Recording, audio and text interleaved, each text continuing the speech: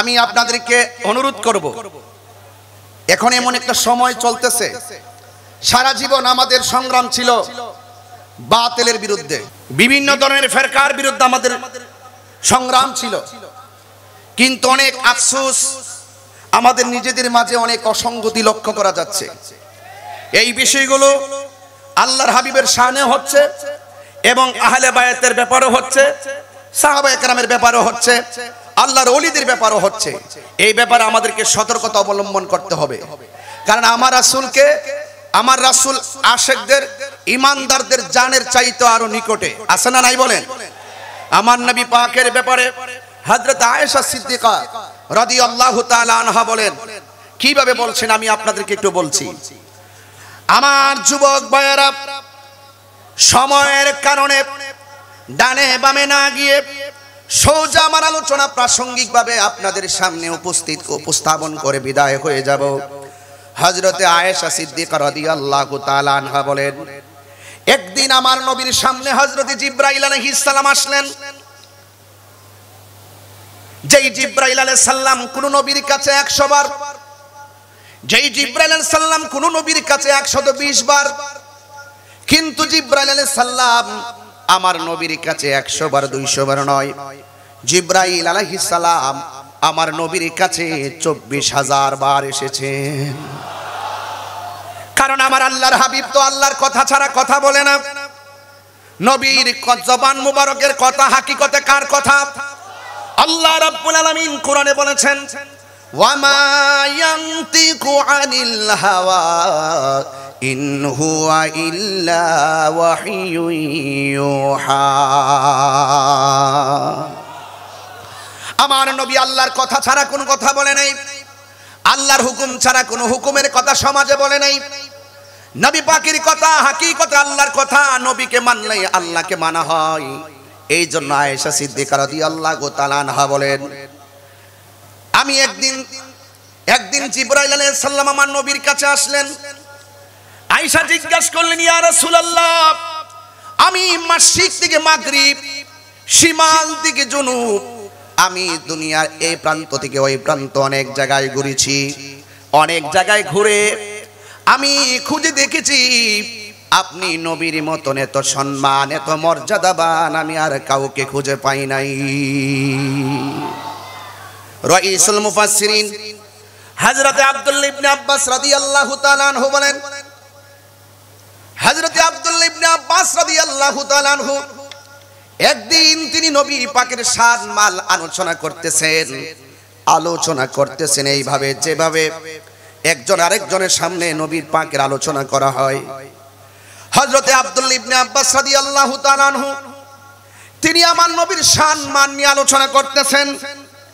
একজন লোক বললেন, হে আব্দুল্লাহ ইবনে আব্বাস, আপনি নবীর শান মান নিয়ে আলোচনা করেছেন।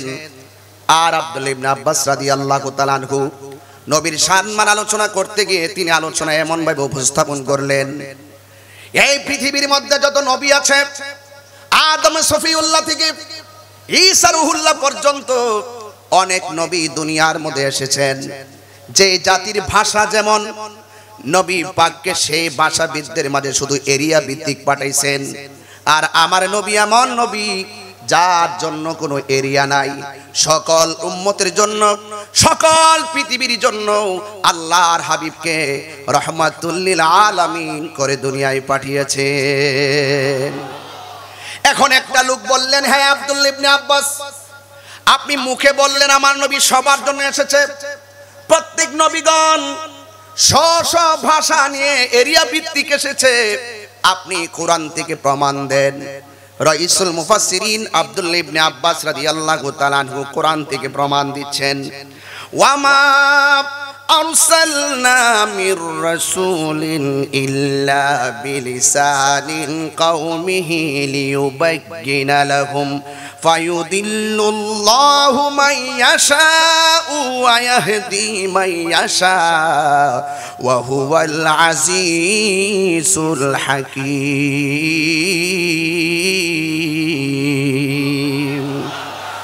হযরত আব্দুল্লাহ ইবনে আব্বাস রাদিয়াল্লাহু তাআলা আনহু কোরআনের এই আয়াতটা তেলাওয়াত করলেন, ওয়ামা আরসালনাকা মির রাসূলিন ইল্লা বিলিসানি কওমিহি লিইউবাইয়িনা লাহুম। আল্লাহু আকবার বলেন। তিনি বলছেন, আল্লাহ রাব্বুল আলামিন বলেন, আমি প্রত্যেক রাসূলকে তার কওমের ভাষাতে পাঠিয়েছি। যেই কওমের ভাষা যেমন, আমি সেই নবীকে সেই কওমের সেই ভাষায় পাঠিয়েছি। কিন্তু আমার নবীর ব্যাপারে কুরআনের মধ্যে আল্লাহ রাব্বুল আলামিন বলেছেন, ওয়ামা আরসালনাকা ইল্লা কাফাতাল লিন্নাসি বাশীরাও ওয়া নাযীরাও ওয়ালাকিন্না আকসারান নাসি লা ইয়ালামুন। আল্লাহ রাব্বুল আলামিন কোরআনের মধ্যে বলছেন, আমি তো কেবল আপনাকে সমগ্র মানব জাতির জন্য সুসংবাদদাতা এবং সতর্ককারী হিসাবে প্রেরণ করেছি। এত সম্মান আল্লাহ রাব্বুল আলামিন তার হাবিবকে দিয়েছেন। এরপরে আমার দেশের কিছু টুপিওয়ালা, কিছু পাগড়িওয়ালা, কিছু দাড়িওয়ালা আমার নবীজিকে এইরকম ভাবে সম্মান দিয়ে কথা বলতে চায় না। এমন অনেক জাহেলে মুরাক্কাব নায়েবে শয়তান আছে যারা আমার নবীর সম্মান থাকার পরও তারা ভালোভাবে সম্মান দিতে চায় না। কথা বলেন ঠিক কিনা? আমি আস্তে আস্তে মূল জায়গায় যাব। শুধু এতটুকু বলবো, আমার নবী, আপনার নবী রাহমাতুল লিল আলামিন, সমগ্র মানব জাতির সুসংবাদদাতা এবং সতর্ককারী হিসেবে প্রেরিত হয়েছে। আমার নবীকে আপনি যেই ভাষা দিয়ে ডাক দিবেন, আপনারা জবান খুলে বলুন, আমার নবীর সেই ভাষা বোঝার ক্ষমতা আছে না নাই? আরো হাত তুলে বলেন, আছে না নাই বলেন। আমার নবীকে সেই ক্ষমতা দিয়েছেন কে? আল্লাহ যদি ক্ষমতা দিয়ে থাকে, আমাদের বাপ দাদার কোনো মানতে অসুবিধা আছে? ইয়া আইয়ুহান নাবিয়্যু ইন্না আরসালনাকা শাহিদাও ওয়া মুবাশশিরাও ওয়া নাযীরা। আমার নবী সাক্ষ্যদানকারী, আমার নবী শুভ সংবাদদাতা, আমার নবী ভয় প্রদর্শনকারী, নবী সাক্ষ্যদানকারী। এই কথাগুলোর ব্যাখ্যা অনেকে অপব্যাখ্যা করে। সাক্ষ্যদানকারী মানে হলো এই দুনিয়াতে আপনি যা কিছু করেন, আপনারা জবান খুলে বলুন, আমার নবী সেই কর্মের সাক্ষী দেওয়ার ক্ষমতা আছে না নাই? আমার নবীজিকে সেই ক্ষমতা দিয়েছেন কে? আরো বড় করে বলেন, দিয়েছেন কে? এই জন্য আমার যুবক, আল্লাহর হাবিব সব দেখেন, সব জানেন। আল্লাহর হাবিবকে আল্লাহ রাব্বুল আলামিন মর্যাদা দিয়েছেন। ক্বালা রাসূলুল্লাহি সাল্লাল্লাহু তাআলা আলাইহি ওয়াসাল্লাম, আমার নবী, আপনার নবী বলেন, হাল তারাউনা কিবলাতি হাহুনা, তোমরা কি মনে করো আমি শুধুমাত্র কিবলার দিকে তাকায়া থাকি? না না না না। ফাওয়াল্লাহি মা ইয়াখফা আলাইয়া রুকুউকুম ওয়া খুশুকুম ইন্নী লা আরাকুম মিন ওয়ারাই যাহরি। আল্লাহ রাব্বুল আলামিন বলেন, তোমরা শুধু মনে করো আমি কিবলার দিকে তাকিয়ে আছি, আমি শুধুমাত্র কিবলার দিকে ফিরে আছি। না না, আমি কিবলার দিকে ফিরে নই। ফাওয়াল্লাহ, আল্লাহর কসম, আমি কিবলার দিকে শুধু তাকায়া থাকি না। তোমাদের রুকু কেমনে করো, তোমরা সেজদা কেমনে করো, তোমাদের জবানে কি আছে, তোমাদের অন্তরে কি আছে, আমি নবী সব দেখি। আমি সামনে যেমন দেখি, পিছনেও তেমন দেখি। নবীজিকে ক্ষমতা দিয়েছেন কে? এই জন্য আমার নবীজিকে আমি বলছিলাম, ইসলামী সংস্কৃতির মূল উপাদান হলো ঈমান। কথা বলেন ঠিক কিনা? আর ইসলামী সংস্কৃতির মূল ভিত্তি হলো কোরআন এবং সুন্নাহ। যেই কর্মের কাছে, যেই কাজে, যেই কথায়, যেই চলায়, যেই ধরনে কোরআন সুন্নাহর আদর্শ, কোরআন সুন্নাহর বিধান তার মাঝে থাকবে না এবং ঈমান তার মাঝে থাকবে না, সেই কথা, সেই ধরন যতই সুন্দর হোক না কেন, সেটা কখনো গ্রহণ করা যাবে না। কথা বলেন ঠিক কিনা বলেন? এই আমার নবীকে আল্লাহ রাব্বুল আলামিন সেই ক্ষমতা দিয়েছেন। আমরা সেই নবীকে পেয়ে খুশি না বেজার? আমি বলছিলাম, ইসলামী সংস্কৃতির মূল উপাদান হচ্ছে ঈমান, আর আমার নবী হলো ঈমানের ঈমান। আমার নবী হলো জানেরও জান। ঠিক কিনা বলেন? আন্নাবিয়্যু আউলা বিল মুমিনিনা মিন আনফুসিহিম। আমার নবী আমাদের জানের চাইতে আরো নিকটে। শুধু তাই নয়, আমার রাসূল কেমন ছিলেন?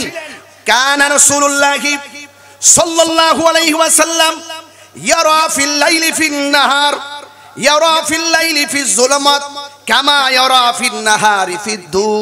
আমার নবী আপনার নবী রাতের বেলা অন্ধকারে তেমন দেখতেন যেমনি ভাবে আমার নবী দিনের বেলাকে দেখতেন। দিনে যেমন দেখতেন রাসূল রাতে যেমন করে দিনে দেখতেন, যেমন রাত্র রাসূল তেমন ভাবে দেখতেন। হ্যাঁ, রাত্রে তেমনই দেখতেন যেমন ভাবে দিনে রাসূল করিম সাল্লাল্লাহু আলাইহি ওয়াসাল্লাম দেখতেন। আপনারা জবান খুলে বলুন, রাসূলকে দেখার ক্ষমতা দিয়েছে কে? আরো বড়গণ, দেখার ক্ষমতা দিয়েছে কে? আরে রাসূল আমাকে দেখে আমি গর্ব করে বলতে পারি, রাসূল উত্তর দেখে আমি গর্ব করে বলতে পারি, রাসূল সামনে দেখে গর্ব করে বলতে পারি, রাসূল পিছনে দেখে সেটাও গর্ব করে বলতে পারি। আজকে যারা আল্লাহর হাবিবকে হাজির নাজির মানতে চায় না, তাদেরকে দায়িত্বহীন কণ্ঠে বলতে চাই, আরে রাসূল সামনে কি দেখবে, আরে রাসূল পিছনে কি দেখবে? রাসূল তো বলছেন ইন্নাল্লাহ জাওয়ালিয়াল আরদা ফারাইতু মাশারিকাহা ওয়া মাগারিবাহা। আমি সামনে যেমন দেখি পিছনে যেমন দেখি, দেখতে দেখতে এখানে সীমাবদ্ধ নয়। রাসূল বলছেন রাইতু রাব্বি আযজা ওয়া জাল্লা ফি আহসানি সূরাতি। চিৎকার মেরে কোন সুবহানাল্লাহ।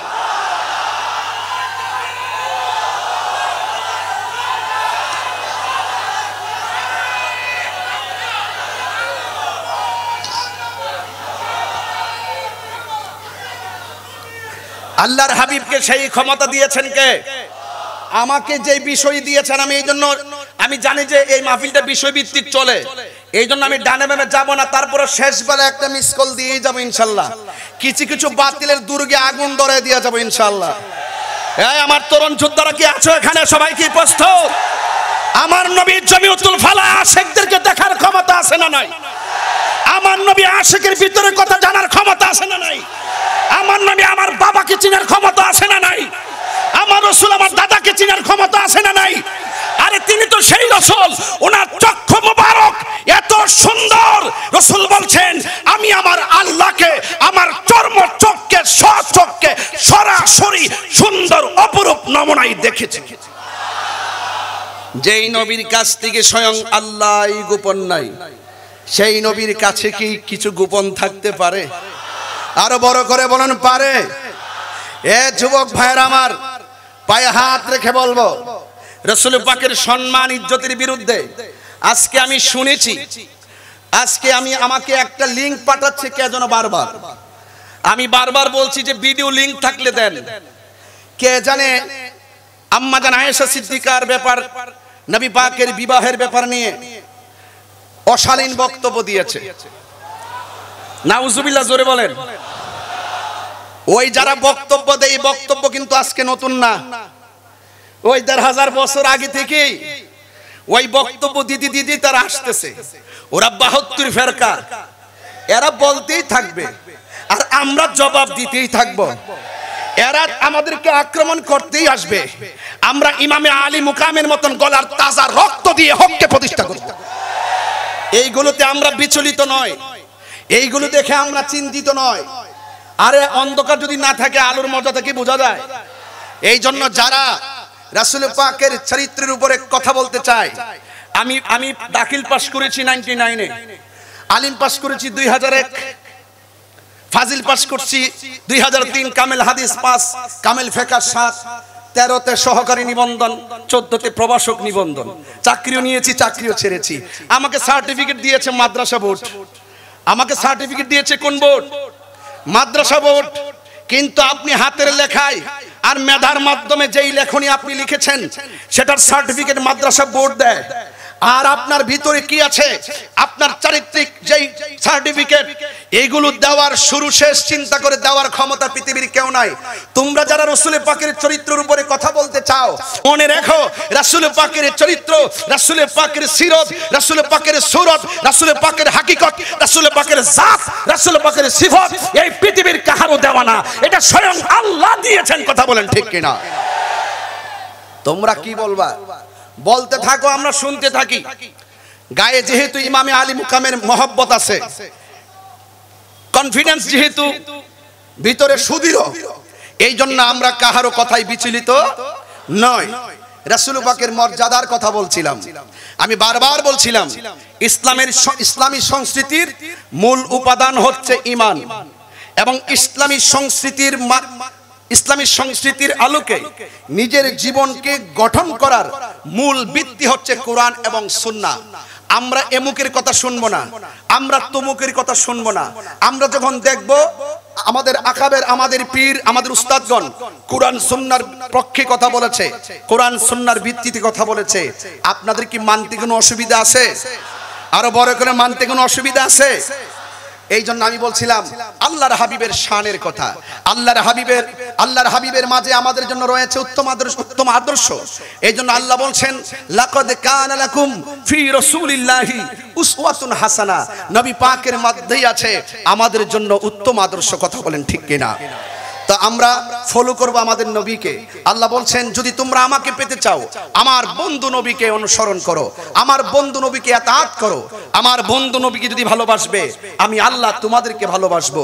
আমি আল্লাহ শুধু তোমাদেরকে ভালোবাসবো না, আমি আল্লাহ রাব্বুল আলামিন তোমাদেরকে ভালোবেসে তোমাদের জীবনের গুনাহগুলো মাফ করে দিব।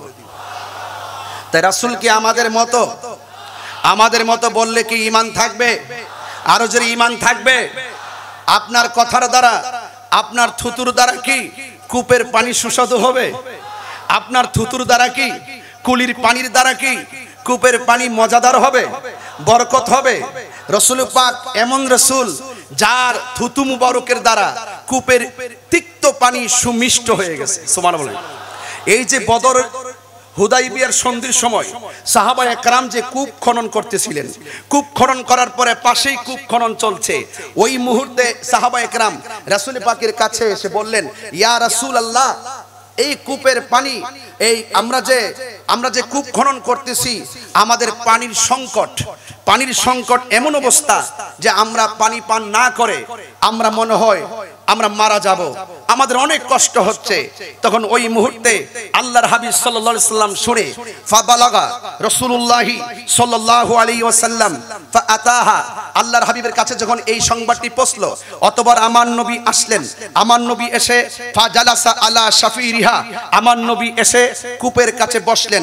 শুধুমাত্র তাই নয়, সুম্মা দাআ বিইনাই, একটি পাত্র আনতে বললেন। ফাতাওয়াদ্দা, আমার রাসূল উযু করলেন। উযু করার পর সুম্মা মাদমাদা, আল্লাহর হাবিব সাল্লাল্লাহু আলাইহি ওয়াসাল্লাম কুলি করলেন। ওয়াদা সুম্মা সাব্বাহু ফিহা, এবং আল্লাহর হাবিব সাল্লাল্লাহু আলাইহি ওয়াসাল্লাম দোয়া করে এবং যে কুলির পানি মুবারক আছে এই পানি মুবারকটা কূপের মধ্যে ছেড়ে দিলেন। সুম্মা ক্বাল, অতঃপর রাসূল সাল্লাল্লাহু আলাইহি ওয়াসাল্লাম বললেন, দাওহা সাআতান, তোমরা এই কিছুক্ষণ শুধুমাত্র অপেক্ষা করো, আমি যে পানিটা ছেড়েছি কূপের ভিতরে তোমরা কিছুক্ষণ মাত্র অপেক্ষা করো। অপেক্ষা করার পরে সাহাবায়ে কেরাম বলেন যে আমরা ওখানের মধ্যে একদিন নয়, 2 দিন নয়, 20 দিন অবস্থান করেছি, যেই কূপের মধ্যে পানি নেই আমরা এই কূপের মধ্যে দেখতেছি কিছুক্ষণ পরে পানি উঠতেছে। পানি উঠতে উঠতে এমন পানি উঠেছে, আমরা হুদাইবিয়ার প্রান্তরে একজন নয়, 2 জন নয়, সাহাবী ছিলাম 1400। সুবহানাল্লাহ।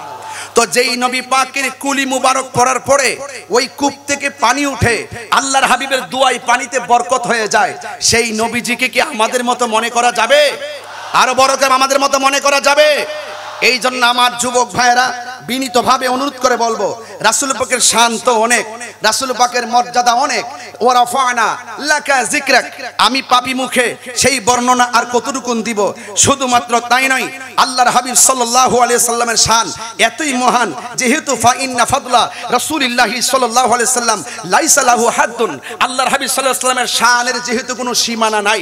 হযরত হাসান বসরি বলছেন আল্লাহর হাবিব সাল্লাল্লাহু আলাইহি সাল্লামের শানের যেহেতু সীমানা নাই, এটা যেহেতু সীমানাহীন, জিসকা কোই শান নেহি, যেহেতু রাসূল পাকের দ্বিতীয় কেউ নাই, সৃষ্টির মধ্যে রাসূল পাকের মতন দ্বিতীয় আর কেউ নাই, জিসকা কোই শান নেহি वो नबी हमारा है, मुस्तफा की आजमत का हद है ना किनारा है। রাসূল পাকের শানের যে সীমানা যেহেতু নাই তাহলে কি হবে? ফায়ুরাবু আনহু নাতিকুন বি ফামি, রাসূল পাকের সাল্লাল্লাহু আলাইহি সাল্লামের যেহেতু মর্যাদার সীমানা নাই তাহলে ওই নবীর মর্যাদার আলোচনা করার মতন কোন জবান এই পৃথিবীর মধ্যে কিয়ামত পর্যন্ত কোন জবানের হবে না, হবে না, হবে না। ঠিক ঠিক কিনা বলেন?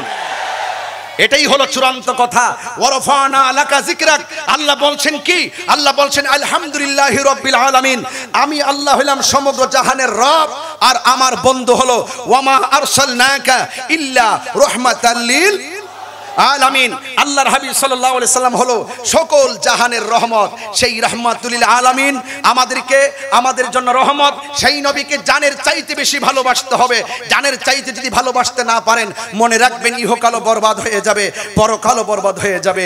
আল্লাহর হাবিব সাল্লাল্লাহু আলাইহি ওয়াসাল্লাম তিনি তার জবান মুবারকে বলেছেন, মান আহাব্বা সুন্নতি ফাকাদ আহাব্বানি ওয়া মান আহাব্বানি কানা মাইয়া ফিল জান্নাহ। যেই ব্যক্তি আমার সুন্নতকে ভালোবাসলো, সে যেন আমি নবীকে ভালোবাসলো, আর আমি নবীকে যে ভালোবাসলো, আমি রাসূল তাকে সুপারিশ করব, আমার সঙ্গে থেকে জান্নাতে রাখবো। তো নবীর সঙ্গে আমরা জান্নাত চাই কি চাই না? আর বড় করে বলেন, চাই কি চাই না? আল্লাহর হাবিব হলো জান্নাতের মালিক। আল্লাহ হলেন খালেক, আমার নবী হলেন মালিক। এই জন্য আমি বলছি ইসলামী সংস্কৃতির মূল ভিত্তি, ইসলামী সংস্কৃতির গুরুত্বপূর্ণ উপাদান হলো ঈমান, আর ঈমান হলো আমার দয়াল নবী। নবী ছাড়া কোনো উপায়। এখন তো বুঝবো না, মরার পরে বুঝবো রাসূল আমাদের জন্য কেমন আপন। আমরা যখন কবরে যাব, আরে এখন তো ওয়াটার প্রুফ করা হয়েছে, আপনার উপরে বৃষ্টি যেন না পড়ে, উপরে সামিয়ানা দেওয়া হয়েছে, এর উপরে ওয়াটার প্রুফ করা হয়েছে। কিন্তু আজকে পাশে তাকিয়ে দেখুন, একটি কবর আছে, ধরুন না আপনার বাবার কবর, ধরুন না আপনার মায়ের কবর। এই কবরের উপরে আষাঢ় মাসের বৃষ্টি পড়ছে, ওই কবরের ছিদ্র দিয়ে কবরের ভিতরে পানি ঢুকতেছে, কোমর পর্যন্ত পানি হয়ে গেল, গলা পর্যন্ত পানি হয়ে গেল। আপনার বাবার হাড্ডিগুলো কবরে ভাসতেছে, আপনার নানার হাড্ডিগুলো কবরে ভাসতেছে। আসুন না জিজ্ঞেস করি আপনার বাবাকে, ও বাবা আপনি কবরে কেমন আছেন? আমার যদি সেই কান থাকতো, তিনি ক্ষমতা থাকতো, তিনি আমাকে বলে দিতেন এই কবরে এসেছি, এই দুনিয়ার অনেক মানুষ সম্পদের ভাগ নিতে প্রস্তুত, এই দুনিয়ার অনেক মানুষ টাকার ভাগ নেওয়ার জন্য প্রস্তুত, কিন্তু কবরের আযাবের ভাগ নেওয়ার কোনো মানুষ নাই। এই কবরের ভিতরে বাবা আপন হবে না, মা আপন হবে না, এই কবরের ভিতরে একমাত্র আপন হলো রাহমাতুল লিল আলামিন। মরার পরে বোঝা যাবে, এই মরার আগে বোঝা যাবে না। এই জন্য আমার যুবক ভাইয়েরা অনুরোধ করে বলবো, আল্লাহ রাব্বুল আলামিনকে যেমন করে ভালোবাসবো, আমরা রাসূলকে জানের চাইতে বেশি ভালোবাসবো। কারণ রাসূলকে ভালো না বাসলে ঈমানদার হওয়া যায় না। হাসরের ময়দান যেদিন কায়েম হবে, যেই দিন সকল মানুষ নফসি নফসি বলে কাঁদবে, যেই দিন ইসরাফিলের সিংহা ফুৎকারের মাধ্যমে এই পৃথিবীটা কি হয়ে যাবে, লন্ডভন্ড হয়ে যাবে।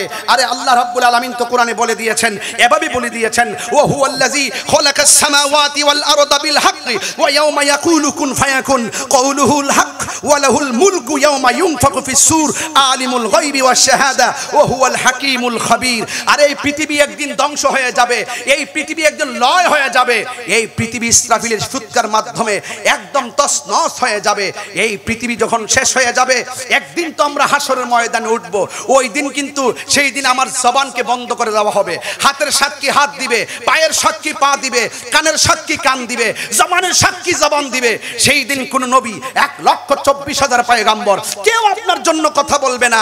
যিনি কথা বলবেন, যার কথার দ্বারা হাসরের ময়দানের বিচারটা শুরু হবে, যিনি উকিল হবে, আল্লাহ যেদিন হাকিম হবে, আমরা যেদিন আসামি হয়ে যাব, সেই দিন আমার রাসূল আপনার জন্য শাফাআতের ফাইলটাকে আল্লাহর দরবারে সাবমিট করবেন। তাহলে আমি কি বোঝাতে চেয়েছি আপনাদেরকে? আমি শুধু এটাই বোঝাতে চেয়েছি যে এই পৃথিবীতে কেউ আপন হবে না, আপনার আপন হবে রাহমাতুল লিল আলামিন। এই জন্য যেইভাবে চললে রাসূল খুশি হবে, আহলে বায়াত খুশি হবে, সেই খুশি হওয়ার ধারাবাহিকতার মেসেজটা দেওয়ার জন্যই মূলত জমিয়তুল ফালার এই বাৎসরিক আয়োজন। কথা বলেন ঠিক কিনা? এই জন্য আমি প্রায় মাহফিলে বলি, আমি নবীজির পাগল, আমি নবীজির পাগল, আমি নবীজির পাগল। কষ্ট হবে আপনাদের? বলেন, আমি নবীজির পাগল, আমি নবীজির পাগল। মদিনারি ধুলবালি মোর, মদিনারি ধুলবালি মোর নয়নের কাজল, আমি মদিনার পাগল জির পাগল, আমি মদিনার পাগল, আমি নবীজির পাগল। আমার জিকির নবী নবী, দুই চোখে মদিনার ছবি। মদিনায় গিয়েছেন কে কে হাত তুলেন তো দেখি। মাশাআল্লাহ, অসংখ্য লোক আপনারা মদিনায় গিয়েছেন। এই মদিনা দেখতে কেমন লাগে? আরো বড় করে বল না, মদিনা দেখতে কেমন লাগে?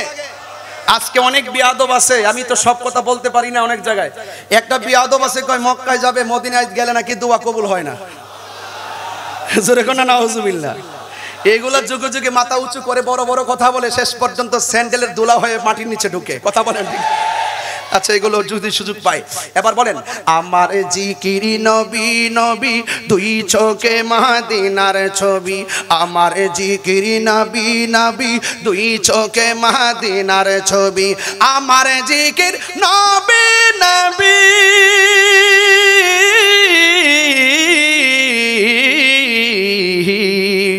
আমার জিকির নবী নবী দুই চোখে মদিনার ছবি, নবীর প্রেমে দিতে রাজি, নবীর আজি জীবনের সকল, আমি মদিনার পাগল, আমি নবীজির পাগল, আমি মদিনার পাগল, আমি নবীজির পাগল, আমার রোগের সকল ওষুধ দয়াল নবীর সালাম দরুদ। অনেকে বলে দুরুদ ইব্রাহিম ছাড়া নাকি আর কোনো দুরুদ নাই। নাউজুবিল্লাহ, জোরে পড়ুন না। এরা তো জানে না দুরুদ ইব্রাহিমটা আসলে কোন সময় পড়তে হয়। এরা আসলে মূলত কথা হলো নবীর শানটা যেখানে থাকে ওখানে তারা আঘাত করার চেষ্টা করে। কথা কোন ঠিক কিনা? এদের সাথে আমাদের কোনো সম্পর্ক। এজন্য বলেন না, আমার জিকিরি নবী নবী, আমার রোগের সকল ওষুধ দয়াল নবীর সালাম দরুদ, আমার রোগের সকল ওষুধ দয়াল নবীর সালাম দরুদ, আমার রোগের সকল ওষুধ দয়াল নবীর সালাম দরুদ, ভক্তি চিত্তে পড়ি যখন, ভক্তি চিত্তে পড়ি যখন হয় সুস্থ সবল, আমি মদিনার পাগল, আমি নবী। হাসান বসরির কথা মনে আছে তো? হাসান বিন সাবেতের কথা মনে আছে তো? তিনি তো বলছেন কিসের ট্যাবলেট কিসের মেডিসিন, আমি যখন অসুস্থ হই নবীর প্রেমের শান গাই, গাইলে আমার রোগ ভালো হয়ে যায়।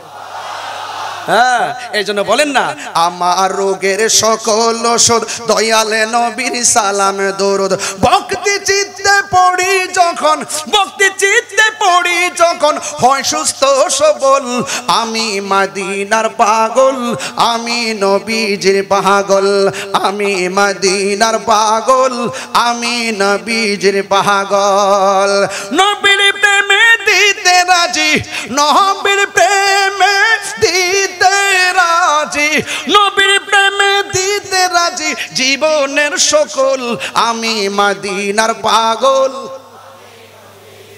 গোলামি মদিনার পাগল, আমি নবীজির পাগল। নবীর প্রেমিক হলে লাভ আছে না নাই?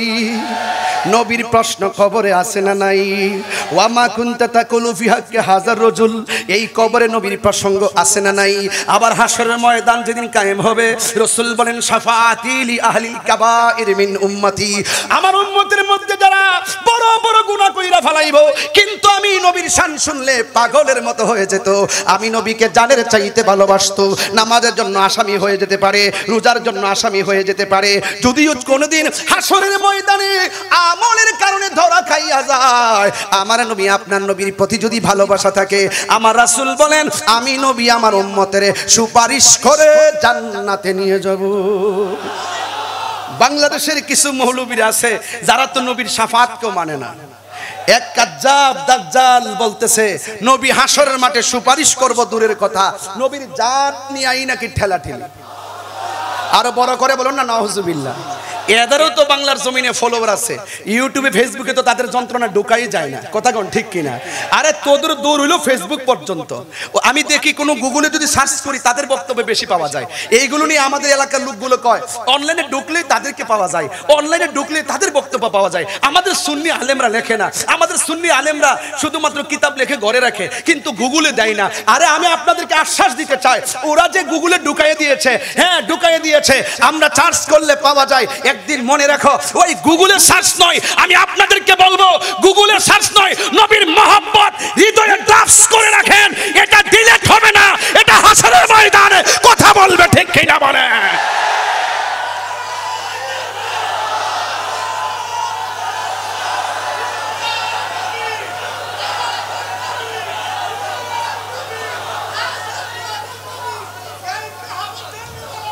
মহব্বত হৃদয়ে রাখুন। মনে রাখবেন, যদি হৃদয়ে ড্রাফট করে রাখতে পারেন, এটাই হাসরের মাঠের মিজানের পাল্লায়।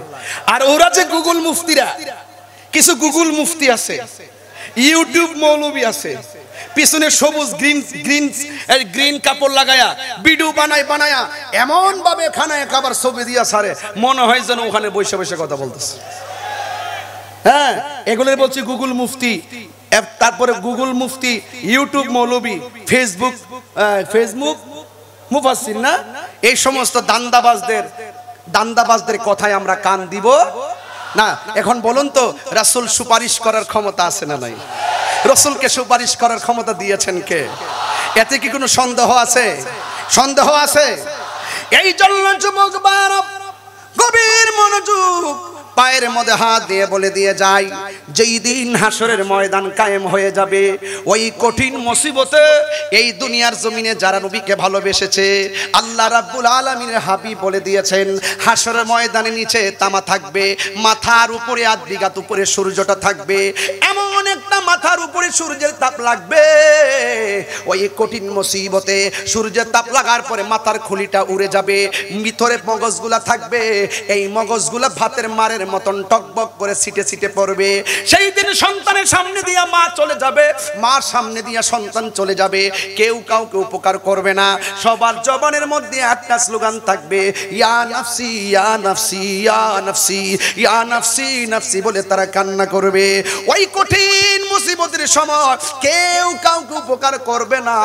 ওই কঠিন মুসিবতে একজন মাত্র পয়গাম্বর, সব নবী যেদিন নাফসি বলে কাঁদবে, একজন পয়গাম্বর, যিনি হায়াতুন নবী, নূর নবী, গায়েবের খবর দেনেওয়ালা, তিনি মাকামে মাহমুদের গোড়ায় সাজদায় পড়ে পড়ে নিজের জন্য কাঁদবেন না, কাঁদবেন শুধুমাত্র উম্মতের জন্য। কথা বলেন, কার জন্য কাঁদবে? উম্মতের জন্য কাঁদবে। আল্লাহর হাবিবকে সুপারিশের ক্ষমতা আল্লাহ দিয়েছেন, এই জন্য ওই নবীর প্রেমে সিক্ত হয়ে অস্ত্রসিক্ত নয়নে যদি কাঁদতে পারেন, আল্লাহ রাব্বুল আলামিন আপনাকে আমাকে হাসরের ময়দানে আমার নবীর মাকামে মাহমুদের গোড়ায় যাওয়ার সুযোগ দিয়ে দিবে। সবাই ভালো থাকবেন, সুস্থ থাকবেন, আমার জন্য খাস করে দোয়া করবেন।